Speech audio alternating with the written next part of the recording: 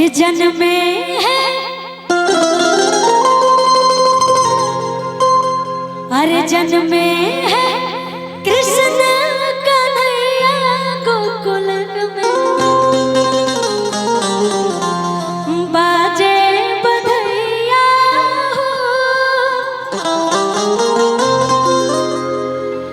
कि जन्मे है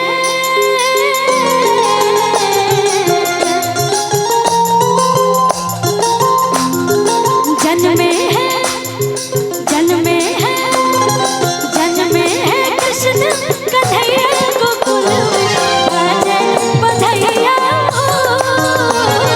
जन्मे है कृष्ण कन्हैया गोकुल में बाजे बधैया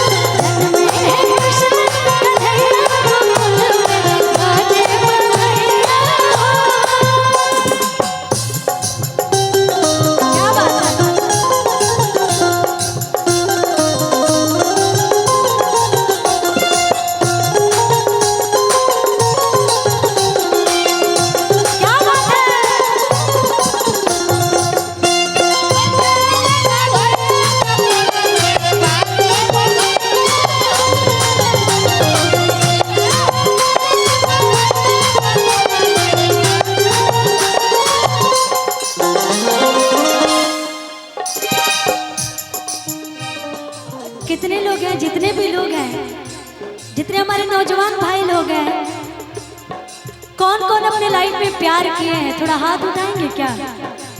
जो लोग प्यार किए हैं, चाहे बीवी से प्यार करते हो, गर्लफ्रेंड से प्यार करते हो, क्योंकि आप लोग भी जानते हैं कि जो हमारे राधा कृष्ण जी हैं वो प्रेम का प्रतीक है ना? तो आज शर्माना नहीं है, अपने प्यार का इजहार कर ही देना है कि जन्मे है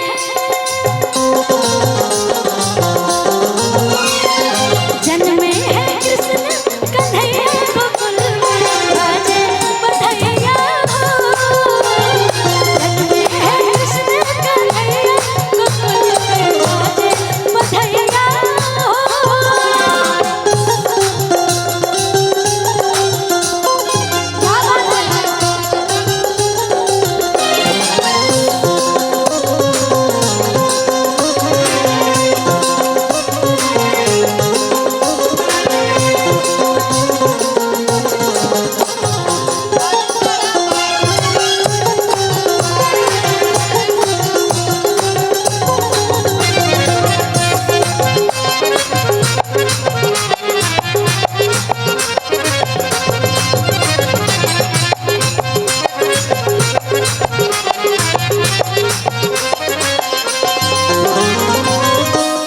और कहना है कि बड़ी सुंदर बड़ी प्यार से अपने कान्हा जी के लिए।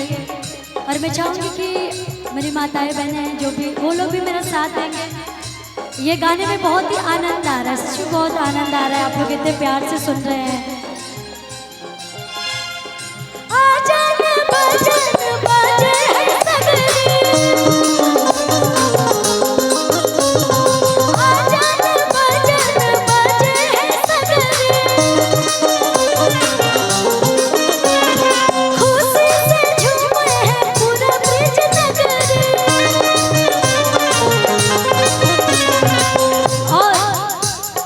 रहे मुस्कान